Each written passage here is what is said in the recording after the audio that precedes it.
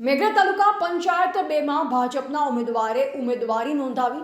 મેઘરજ તાલુકા પંચાયત 2 ભાજપના ઉમેદવાર ભૂમિબેન હરેશ પટેલ ભાજપના કાર્યકર્તા તથા સમર્થકો સહિત મોટી સંખ્યામાં ઉમેદવારી નોંધાવવા તાલુકા પંચાયત પહોંચ્યા।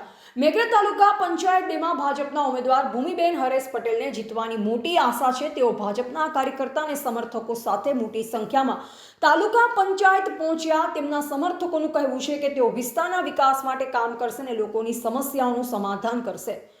ગુજરાતમાં સ્થાનિક સ્વરાજ્યની ચૂંટણી માટે 26 એપ્રિલે મતદાન અને 28 એપ્રિલે મતગણતરી થશે। ઉમેદવારી નોંધાવવાની છેલ્લી તારીખ 11 એપ્રિલ હતી। આ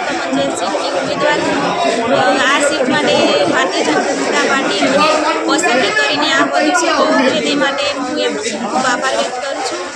ભારતીય જનતા પાર્ટી એ વધુ સંખ્યા ધરાવતી પાર્ટી છે। એવી પાર્ટી મને જો સુવર્ણ તક આપી હોય તો હું એને લગન મહેનત અને નિષ્ઠાપૂર્વક નિભાવીશ અને જનતાને એટલી જ અપીલ છે કે એમનું કિંમતી વોટ આપીને મને વિજય બનાવે।